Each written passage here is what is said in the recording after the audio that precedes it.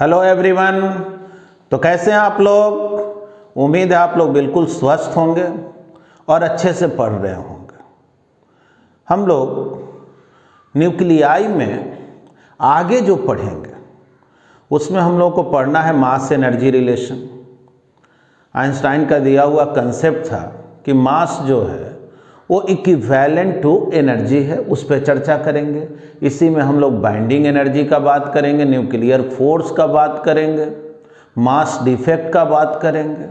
तो आइए सबसे पहले हम लोग देखते हैं मास एनर्जी इक्विवेलेंस।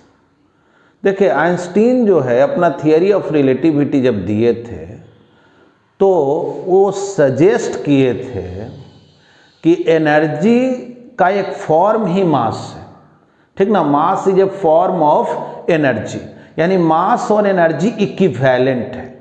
यानी अगर किसी बॉडी के मास को आप इंक्रीज कर रहे हैं, इनडायरेक्टली आप समझे, आप उसके एनर्जी को इंक्रीज करें। यानी उल्टा भी आप बोल सकते हैं कि अगर किसी बॉडी के एनर्जी को इंक्रीज किया जाए तो समझो उसका मास इंक्रीज कर जाता है। जैसे देखिए यहाँ स्टेटमेंट लिखे हैं, Einstein in his special theory of relativity suggested that the mass is a form of energy, that is mass and energy are equivalent। यानी आप ऐसे बोल सकते हैं, if an object is given energy E, कोई भी फॉर्म में energy दे, kinetic energy हो, हीट एनर्जी हो, तो if an object is given energy then its mass is increased by, जो मास इसका इंक्रीज करेगा, पहले से जो मास था उसमें जो इंक्रीमेंट होगा वो इक्वल होगा E/c²। इतना से उसका मास इंक्रीज कर जाएगा। अगर E एनर्जी दिए तो E/c² से उसका मास इंक्रीज कर जाएगा। अब इसी फॉर्मूला को हम लोग ऐसे लिख देते हैं, E = m/c²। और हम लोग ऐसे भी बोल देते हैं कि समझ लो कि अगर m मास का कोई ऑब्जेक्ट है तो वो कितना एनर्जी को कंज्यूम किए हुए है, कंटेन किए हुए है, तो m/c²। जैसे एग्जाम्पल के लिए आपसे कोई कहे कि एक ऑब्जेक्ट है जो रुका हुआ और दूसरा आइडेंटिकल ऑब्जेक्ट है, उसी के जैसा ऑब्जेक्ट है, लेकिन वो जो है ना कुछ वेलोसिटी से मूव कर रहा, ठीक ना। एग्जाम्पल के लिए ये ऑब्जेक्ट, इसका मास m0 है और ये स्टेशनरी है, रुका हुआ, और दूसरा ऑब्जेक्ट उसका भी मास m0 ही है लेकिन ये मूविंग ऑब्जेक्ट, मान लो v वेलोसिटी से मूव कर रहा, मूविंग ऑब्जेक्ट। अगर आपसे कोई पूछे कि दोनों जो है ऑब्जेक्ट तो आइडेंटिकल है, ये भी जो है m0 जो है वो समझो जब ये स्टेशनरी था तब का मास है, समझो ये रेस्ट मास। जब ये ऑब्जेक्ट रेस्ट में था तो इसका भी m0 मास था, इसका भी m0 मास, लेकिन ये v वेलोसिटी से मूव करने लगा, तो कहा जाए कि क्या अभी भी मास इसका m ही होगा, m0 ही होगा? तो बोलेंगे नहीं, अब इसका जो मास लिखना चाहिए क्या होगा, m0 तो था ही, इसमें जो काइनेटिक एनर्जी आया डिवाइडेड बाय c², यानी E/c² से इसका मास क्या हुआ, इंक्रीज कर गया। ये अलग बात है, देखो यहाँ लिख दे रहे m0 plus ½ mv² divided by c²। देखो एक्चुअल में c का वैल्यू इतना ज़्यादा होता है कि बहुत कम स्पीड से कोई ऑब्जेक्ट चले ना तो उस पर कोई इफेक्ट होने वाला नहीं, ये निग्लिजिबल टर्म हो जाता है। इसलिए हम लोग बोलेंगे क्या कि ऑब्जेक्ट अगर स्मॉल स्पीड से मूव कर रहा हो तो ये टर्म जो है ऐड करने की जरूरत नहीं है। लेकिन अगर कोई माइक्रोस्कोपिक व्यू पूछे, स्पेसिफाई करके पूछे कि दो आइडेंटिकल ऑब्जेक्ट है और एक रेस्ट में है और एक मोशन में है, तो बतलाओ मास किसका ज़्यादा है? तो क्या बोलेंगे कि मास जो मूविंग ऑब्जेक्ट है, ठीक ना, mass of moving object is greater than mass of stationary object. ठीक है, तो आइंस्टीन का जो मास एनर्जी रिलेशन है इसी को हम लोग बोलते हैं E equal to m into C square. यानी समझो कि अगर E एनर्जी को कन्वर्ट किया जाए मास में तो वो कितना मास में कन्वर्ट हो जाता है? E बाई सी स्क्वायर में। यानी बोल सकते हो mass is nothing but a form of energy. इसीलिए बोला गया mass and energy are equivalent. ठीक ना। देखो आगे हम लोग सीखेंगे, जैसे मास डिफेक्ट में ही जानेंगे कि जब न्यूक्लियस वगैरह में जो न्यूक्लियॉन्स रहता है, न्यूट्रॉन प्रोटॉन रहता है, और उसको हम लोग अलग कर देते हैं और अलग करके उसके मास को ऐड करते हैं और न्यूक्लियस के मास को ऐड करते हैं तो डिफरेंट हो जाता है। उसी को तो मास डिफेक्ट कहते हैं। खैर उस पर आते हैं, पहले इसको लिख। हाँ, अब हम लोग मास एनर्जी से रिलेटेड एक क्वेश्चन को देखते हैं। जैसे आपसे कहा गया find the increase in mass of 2 kg of iron ball if it absorbs 8.4 into 10⁻³ joule of energy. मान लो एक आयरन बॉल है, अब एनर्जी बहुत तरह से एब्जॉर्ब कर सकता है, उसको गर्म कर दिए तब भी एनर्जी गेन कर लेगा, है कि नहीं। अगर वो मोशन में आ गया तब भी एनर्जी गेन कर लिया। अब एनर्जी का कौन फॉर्म है इससे मुझे कोई लेना देना नहीं, बस इतना एनर्जी वो एब्जॉर्ब किया है 8.4 इंटू 10⁻³ जूल। कह रहा है इस एनर्जी को एब्जॉर्ब करने के कारण मास में इंक्रीमेंट कितना होगा, इंक्रीज इन मास कितना होगा।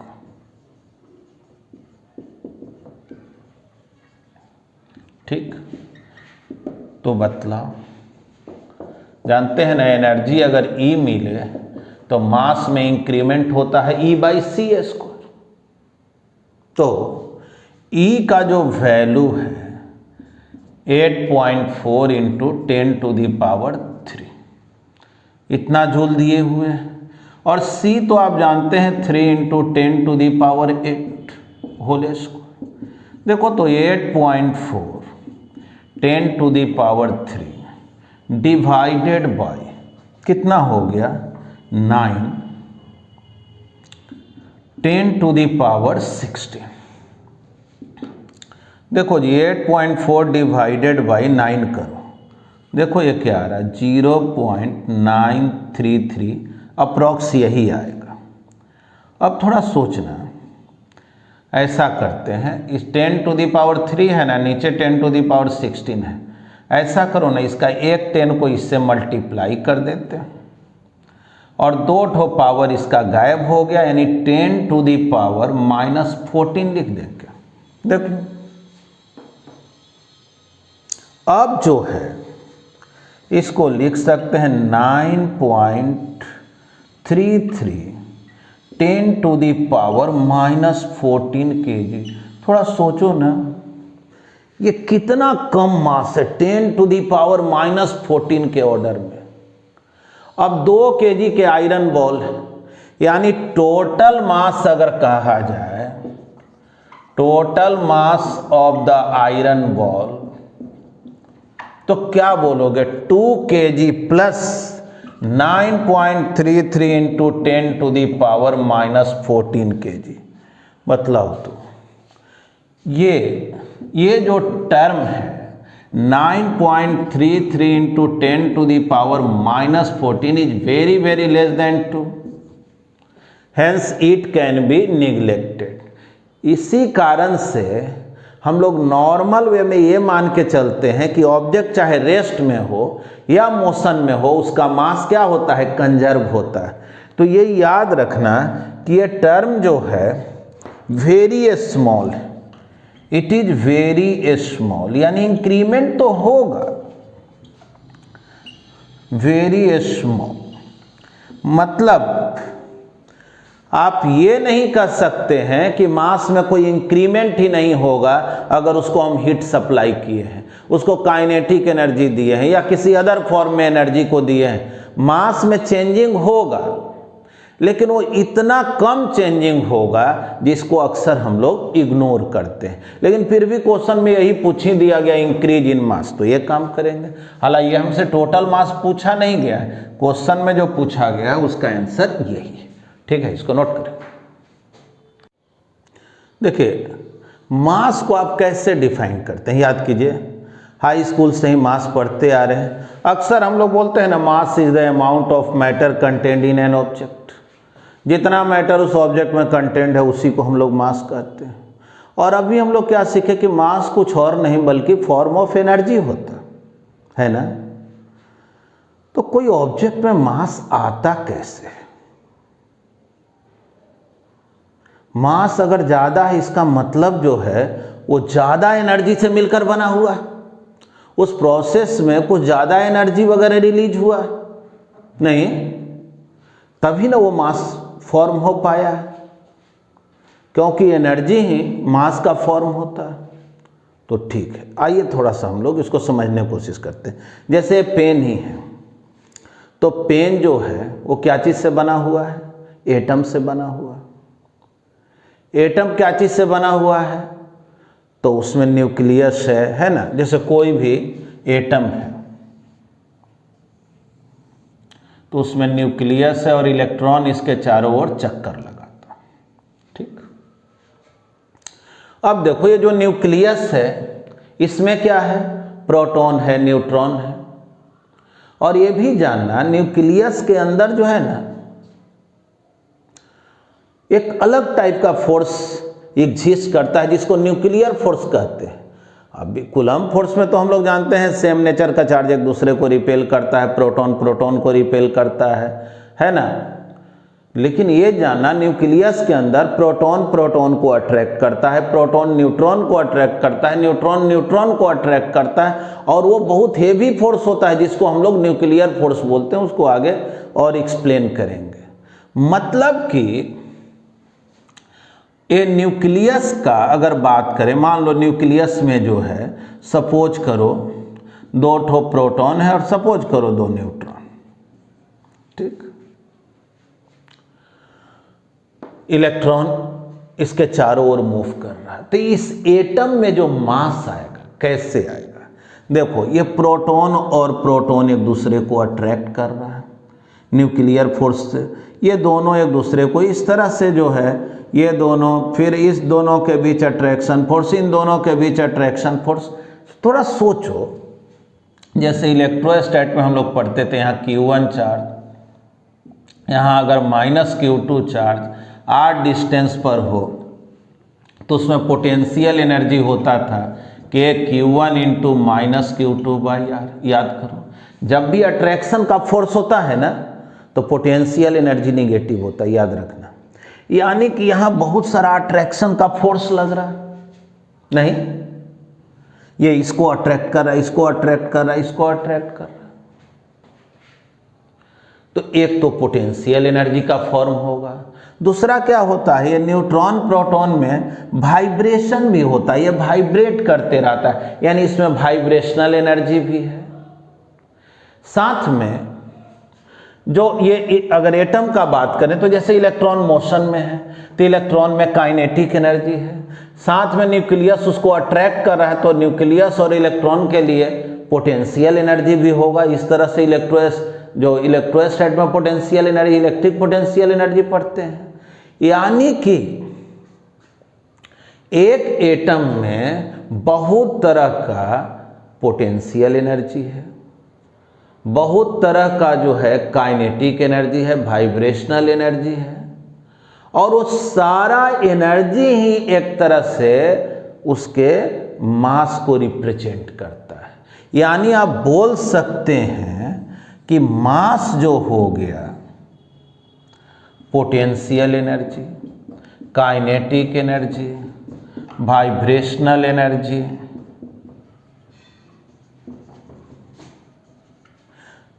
ठीक ना। जितने भी ऑल टाइप्स ऑफ एनर्जी है उसमें c² से डिवाइड कर दो, है ना।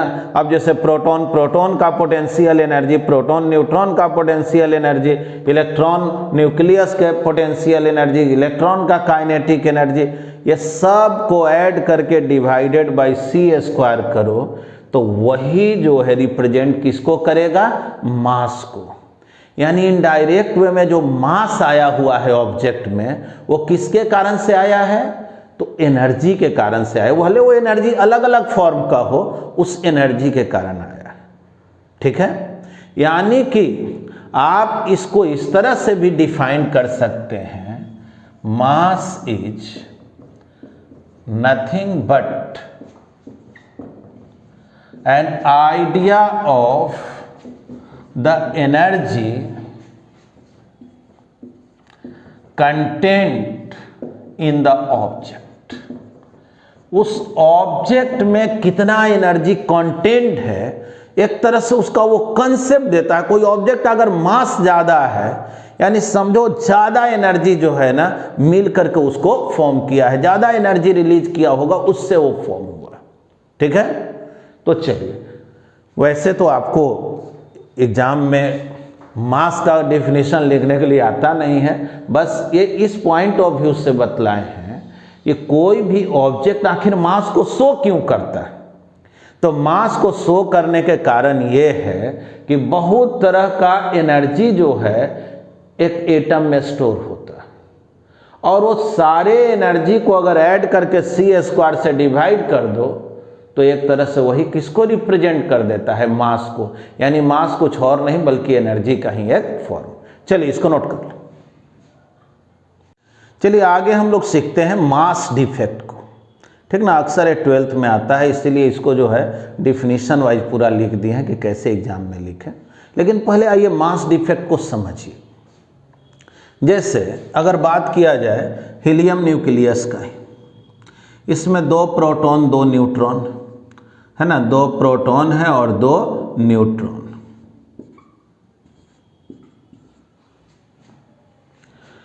आप हीलियम न्यूक्लियस का वेट किए, इसके मास को मेजर किए, तो सपोज कीजिए m आया, और ये जो न्यूक्लियॉन्स है, मतलब कि जैसे प्रोटॉन प्रोटॉन अलग अलग देखे, न्यूट्रॉन न्यूट्रॉन अलग अलग देखे, और ये सारे के मास को अलग अलग ऐड किए मेजर करके, तो हम लोग क्या देखते हैं कि अलग अलग इसका जो मास है ना वो ज़्यादा है इस न्यूक्लियस के मास से। मतलब इसको मिला के जब न्यूक्लियस बनाया गया तो मास घट गया, ठीक है। ये तो बहुत अलग हुआ जी। मतलब ये 2 प्रोटॉन 2 न्यूट्रॉन से बना हुआ है, लेकिन प्रोटॉन का मास प्लस प्रोटॉन का मास प्लस न्यूट्रॉन अलग अलग करके मेजर किए, तो आप क्या देख रहे हैं कि ये मास ज्यादा है, और न्यूक्लियस जब ये फॉर्म हो गया तो मास कम हो गया। इसका मतलब इसमें जब वो कन्वर्ट हुआ तो कुछ एनर्जी तो रिलीज हुआ। अगर एनर्जी रिलीज नहीं होगा तो मास कम कैसे होगा, क्योंकि एनर्जी गेन करता है, मास बढ़ जाता है।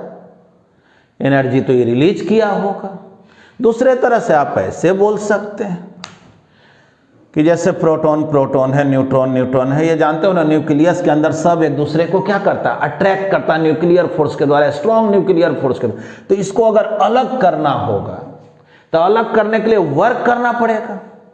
थोड़ा याद करो, इलेक्ट्रोस्टैटिक पोटेंशियल एनर्जी पड़ता था, इस हाथ में पॉजिटिव चार्ज इस हाथ में नेगेटिव चार्ज, अगर दूर लेकर के जाएंगे तो उसका पोटेंशियल एनर्जी क्या हो जाता था, बढ़ जाता था, क्योंकि कंजर्वेटिव फोर्स चाहता था कि नजदीक आए और उसके अगेंस्ट में वर्क करते थे।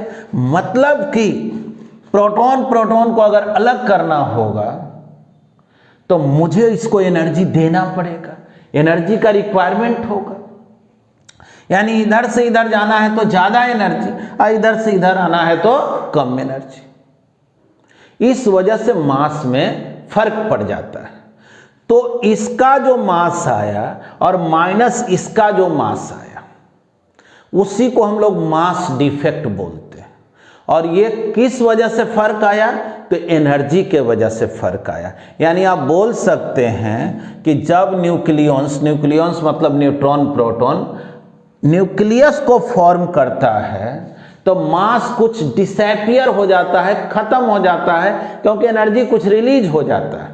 और जितना मास डिसअपीयर्ड हुआ, उस डिसअपीयर्ड मास को ही हम लोग बोलते हैं mass defect.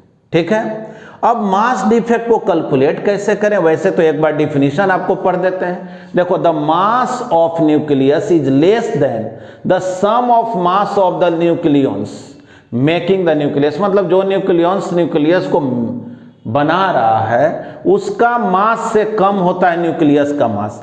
Some mass disappear during the formation of nucleus, या बोल सकते हैं some energy is release during the formation of nucleus. The mass that disappeared is called mass defect. तो इसको कैलकुलेट कैसे करेंगे? आइए, कैसे हम लोग कैलकुलेट करेंगे। सपोज कीजिए कोई न्यूक्लियस है, उसका मास नंबर जो है ना वो ए, मास नंबर ए, और जेड हो गया एटॉमिक नंबर। ठीक है, और सपोज कीजिए एम जो है ना वो मास ऑफ द न्यूक्लियस, और एमपी टर्म यूज करेंगे मास ऑफ प्रोटॉन के लिए, और एमएन टर्म यूज करेंगे मास ऑफ न्यूट्रॉन के लिए। ठीक, आइए देखें। अब आपसे कहा गया कि मास डिफेक्ट क्या होगा, डेल्टा एम से डिनोट करते हैं। तो आप क्या कीजिए, मास ऑफ न्यूक्लियॉन्स देखिए, मास ऑफ, या टोटल वर्ड जोड़ देते हैं, total mass of nucleons minus mass of the nucleus.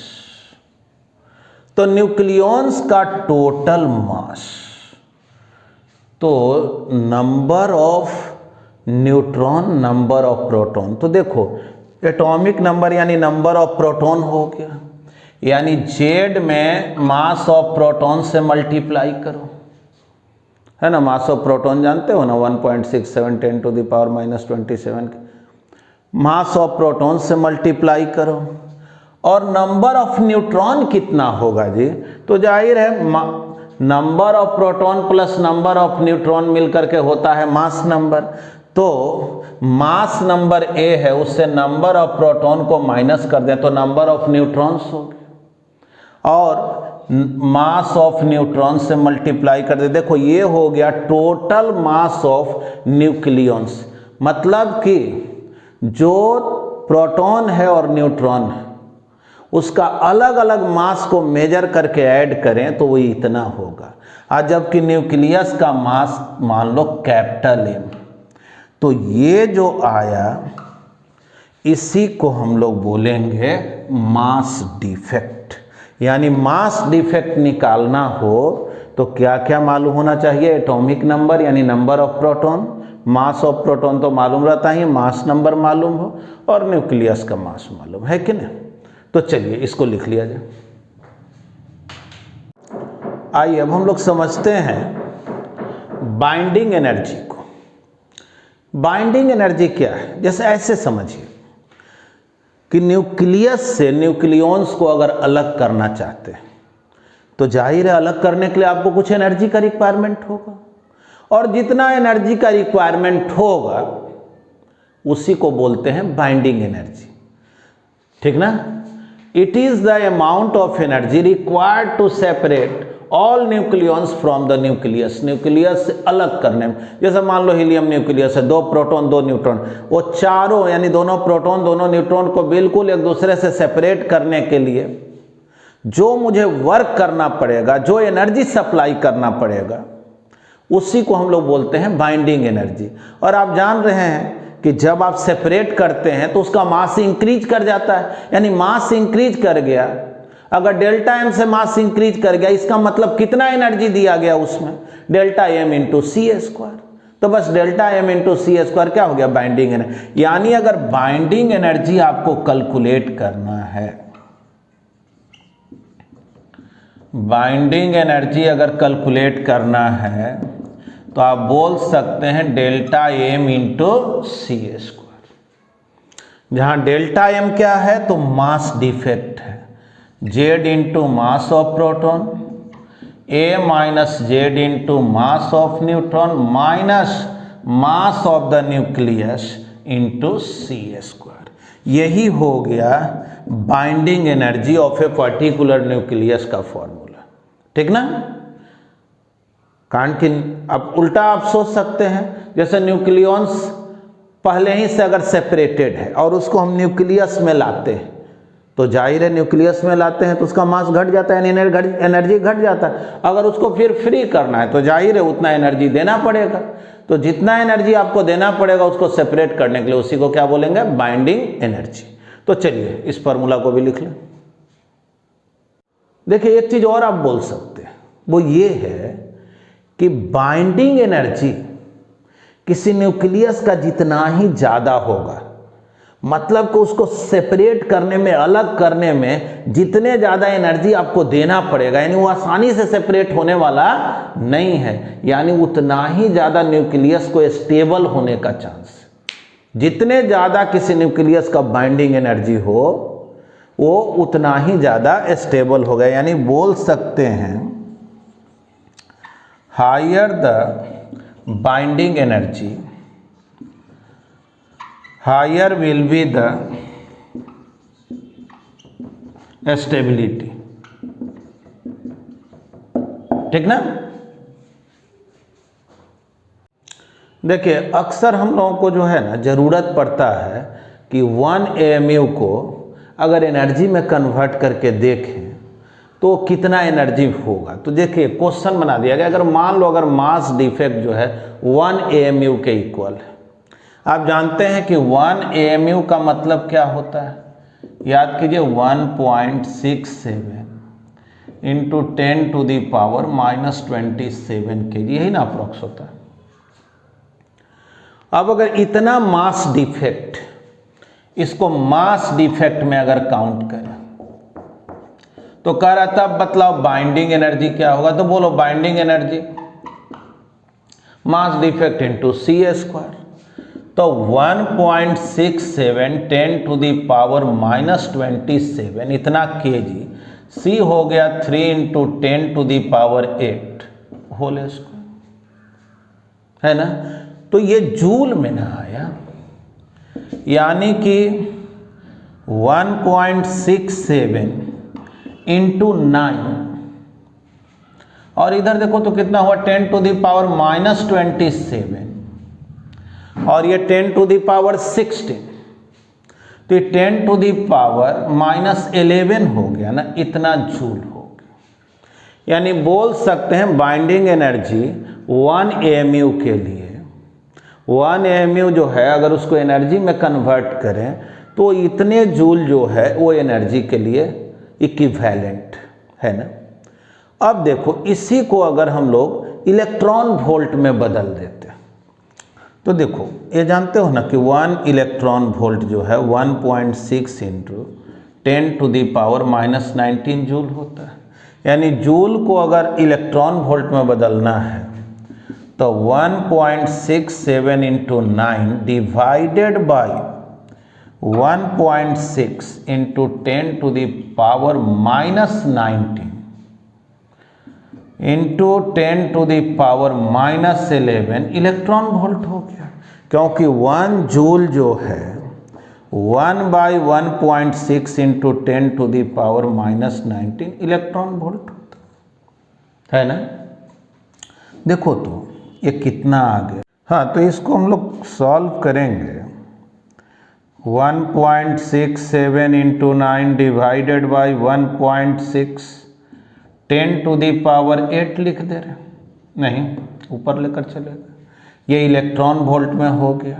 एक काम करो, इसमें से 2 ठो जीरो को इधर ला दे रहे हैं। 167 इंटू 9 डिवाइडेड बाई 1.6, ये 10⁶ हो गया इलेक्ट्रॉन वोल्ट। 2 ठो जीरो इधर मल्टीप्लाई कर दिए। देखो 10⁶ को हम लोग मेगा बोलते हैं, और उस केस में बाइंडिंग एनर्जी जो है अप्रॉक्सीमेटली, देखो जैसे 1 mu जो होता है ना, 1.67 जो लिखे हैं, एक्चुअल में 1.66 करके कुछ आगे रहता है, उस तरह का टर्म होता है, तो ये अप्रॉक्स में लिखा हुआ है। तो बाइंडिंग एनर्जी जो है हम लोग, मतलब इस टर्म को जब सॉल्व करते हैं तो 931.5 मेगा इलेक्ट्रॉन वोल्ट, यानी एक तरह से याद रखना है कि 1 mu जो है ना, उसको अगर एनर्जी के टर्म में कन्वर्ट किया जाए तो 931.5 मेगा इलेक्ट्रॉन वोल्ट। यानी अगर मास का डिफेक्ट 1 mu का है तो समझ लो एनर्जी का अंतर इतने का। 2 mu का है तो 2 इंटू, मतलब एक कन्वर्जन के रूप में इसको हम लोग यूज में ला सकते हैं। तो चलिए इसको नोट करें। देखिए जैसा कि हम लोग सीखे कि बाइंडिंग एनर्जी जिस न्यूक्लियस का ज़्यादा होगा उसको ज़्यादा स्टेबल होना चाहिए, क्योंकि न्यूक्लियस को सेपरेट करने में जो है उतना ही ज़्यादा एनर्जी का ज़रूरत पड़ेगा। लेकिन ये बात भी पूरी तरह से सही नहीं है। अब जैसे आयरन का न्यूक्लियस और यूरेनियम का न्यूक्लियस आप अगर देखेंगे तो बाइंडिंग एनर्जी जो है यूरेनियम न्यूक्लियस का ज़्यादा होता है आयरन न्यूक्लियस से, फिर भी जो है सबसे ज़्यादा स्टेबल जो है आयरन न्यूक्लियस ही होता है। तो इसका मतलब क्या हुआ? तो इसका मतलब ये हुआ कि ये भी देखना है कि उसमें न्यूक्लियॉन्स कितना है, यानी बाइंडिंग एनर्जी पर न्यूक्लियॉन्स कितना है ना। मान लो 1 मिनट के लिए 4 ही न्यूक्लियॉन्स कहीं है और उसके पास जो है 400 मेगा इलेक्ट्रॉन वोल्ट एनर्जी है सपोज करो, और कहीं पे 8 न्यूक्लियॉन्स है और उसके पास 600 mega electron volt binding energy है। तो सोचो अगर हम पर न्यूक्लियॉन्स के हिसाब से देखें तो एक में 4 में 800 मेगा इलेक्ट्रॉन वोल्ट, यानी एक के लिए देखें तो 200 मेगा इलेक्ट्रॉन वोल्ट हुआ, और एक में 8 में 600 है, तो जाहिर है वो कम ना हो गया। यानी जो न्यूक्लियर स्टेबिलिटी है ना, वो केवल बाइंडिंग एनर्जी पे डिपेंड न करके बाइंडिंग एनर्जी पर न्यूक्लियॉन्स पे डिपेंड करता है। मतलब बाइंडिंग एनर्जी पर न्यूक्लियॉन्स जितना ही ज़्यादा होगा, जिस न्यूक्लियस के लिए जितना ही ज़्यादा होगा वो उतना ही ज़्यादा स्टेबल होगा। तो ठीक है, बाइंडिंग एनर्जी पर न्यूक्लियॉन्स का जो कर्व है मास नंबर के साथ, वो सब एक्सप्लेन करेंगे आगे वाला लेक्चर में, जिसमें हम न्यूक्लियर स्टेबिलिटी के बारे में बतलाएंगे, न्यूक्लियर फोर्स के बारे में बतलाएंगे। ठीक ना, तो इसमें आज इतना ही। थैंक यू, धन्यवाद।